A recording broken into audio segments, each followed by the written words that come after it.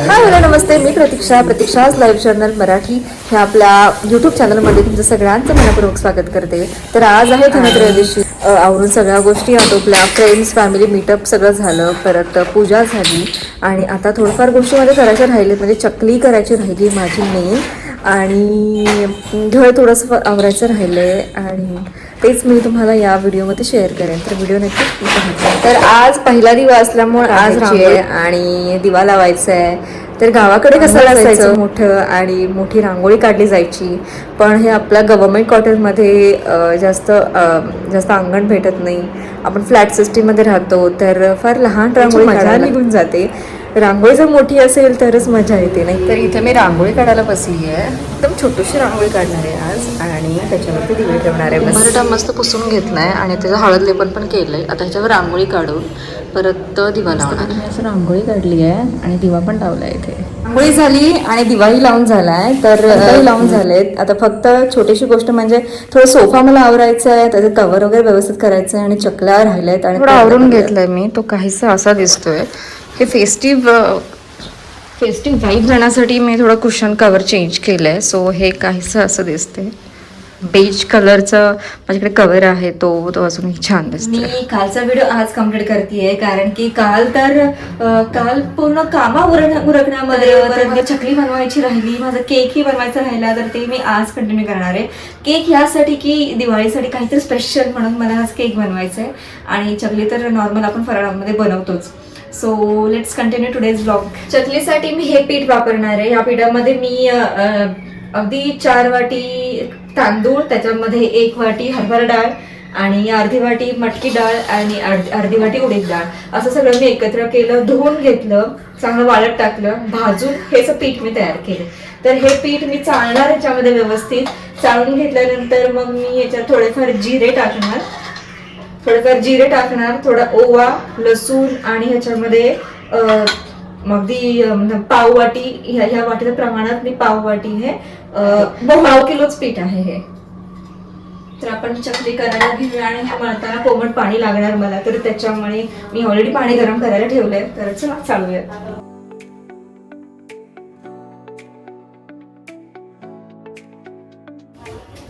इकडे मी मोहन गरम करायला घेतलंय, तेल गरम करायला घेतलंय, मग जेणेकरून मी आता मोहन टाकून पीठ मळू शकेल. त्याच्यामुळे थोडंसं तांबडं तिखट टाकेन, एवढं बस होऊन जाईल. राईट, एवढं बस होऊन जाईल. थोडंसं मीठ ऍड ऑन करेल.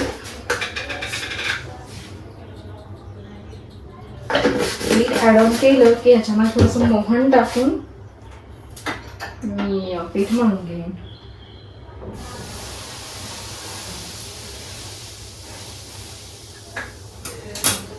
आणि याच्यामध्ये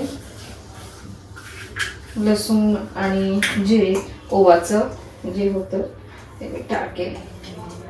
सगळं मोहन टाकलंय, लाल तिखट, मीठ, लसूण, ओवा, जिरे, सगळं ते सारण एकत्र करून मी हे करून टाकलंय, जेणेकरून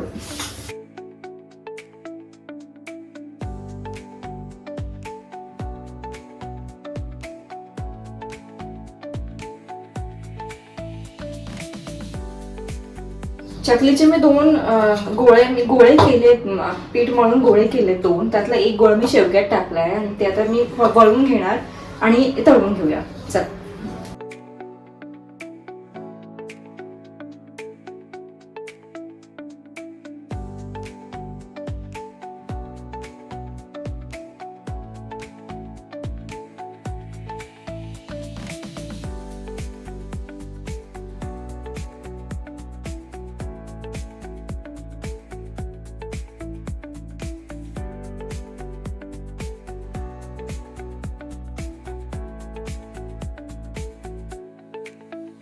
मस्त वळल्या गेल्या आहेत आणि खूप छान दिसत आहेत. चकली आत्ताच छान दिसत आहेत, तर अजून तळल्यानंतर अजून छान दिसणार आहेत. सो तुमचं फेवरेट दिवाळीमधलं कुठलं फेवरेट स्नॅक आहे तो ते प्लीज मला कमेंटमधून नक्की सांगा. माझं फेवरेट तर चकलीचं आहे, कारण की मी चकलीपासून सुरुवात केली आहे. सो चकली आधी गॅस फुल केला मी तेलासाठी आणि परत हा मीडियम केलाय चांगलं तेल तापू दिलं आणि परत थोडंसं मीडियम केलं जेणेकरून चकली पूर्ण लाल पण पडणार नाहीत आणि थोडं मीडियम केल्यानंतर ते आतून पण चांगलं तळून निघते.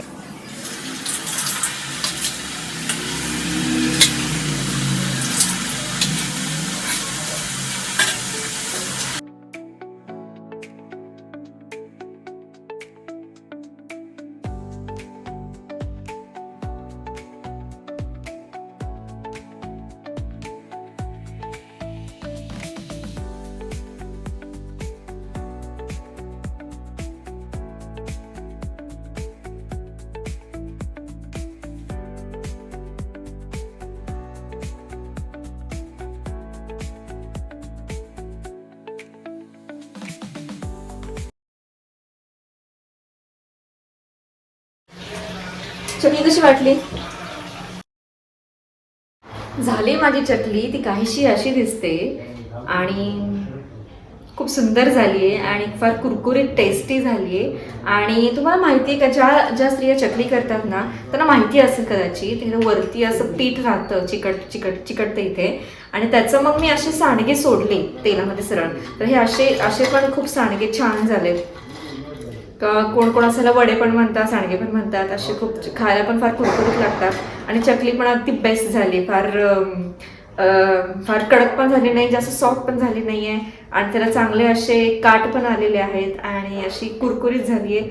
खाल्ल्यावर पण अगदी सुंदर छान लागते, टेस्टी लागते, छान लागते, तुम्ही पाहू शकता. चोको फज केक मिक्स मी केक बनवणार आहे, राईट. तर हे मी हाफ क्वांटिटी घेणार आहे.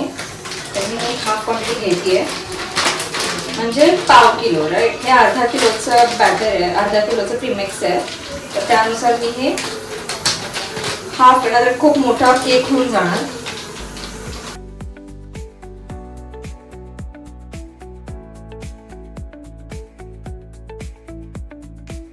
बघू शकता तुम्ही हे.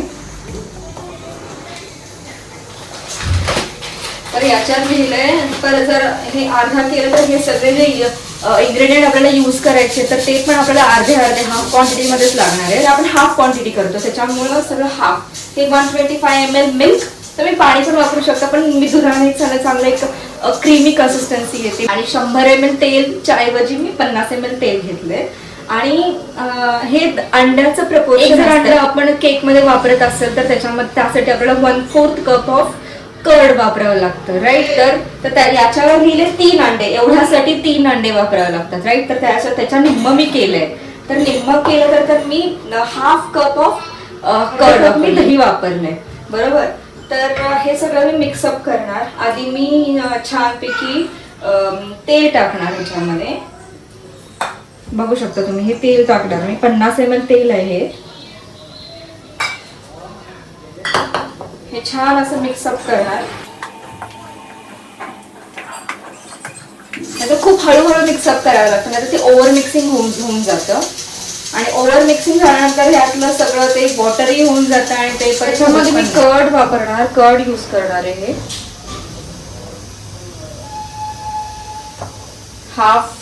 हाफ कप ऑफ कर्ड मी यूज केलंय. Again cut and fold, cut and fold, cut and fold. फार हळूहळू हे मिक्सअप करायचं आहे, जास्त ह्याला आपली एनर्जी नाही वापरायची आहे. Cut and fold, cut and fold. त्यात लम्स आहे, कट अँड फोल्ड.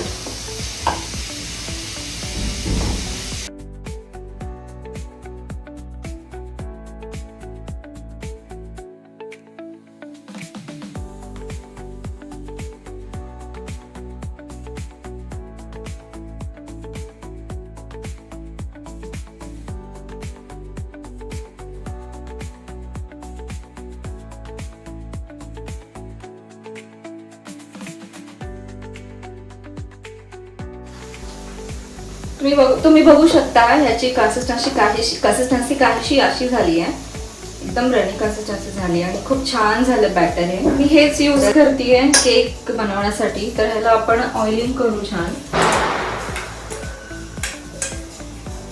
असं ऑइलिंग करू आणि ह्याच्यामध्ये गव्हाचं पीठ आपण ह्याला मैदा पण आपण टाकू शकतो आणि गव्हाचं पीठ पण आपण ऍड ऑन करू. झालंय माझं ह्या भांड्याला डस्टिंग करून. सो हे मी जे बॅटर बनवलंय तर ते मी ह्याच्यामध्ये ऍड ऑन करणार. बघू शकता कन्सिस्टन्सी ह्याची. याच्यामध्ये व्हॅनिला एसेन्स किंवा व्हॅनिला सिरप पण टाकू शकतो, पण ह्याच्यामध्ये ऑलरेडी आहे. सो मला गरज नाही वाटली की ह्याच्यामध्ये अजून ऍड ऑन करावं लागेल म्हणून. त्याला थोडं टॅप टॅप करायचं जेणेकरून ह्याच्यातली हवा निघून जाणार आणि प्री हीट करायला ठेवले 2 मिनिटासाठी. तर हे झाले ऑलरेडी गरम. तर ते मी ह्याच्यामध्ये ते स्टँड आहे माझ्याकडे, ते मी इथे ठेवते आणि हे आपलं बॅटर इथे ठेवते आणि ह्याच्यावरती मी तवा ठेवते जेणेकरून आतली हवा बाहेर किंवा बाहेरची हवा आत येऊ जाऊ नये. हे व्यवस्थित झालंय राईट.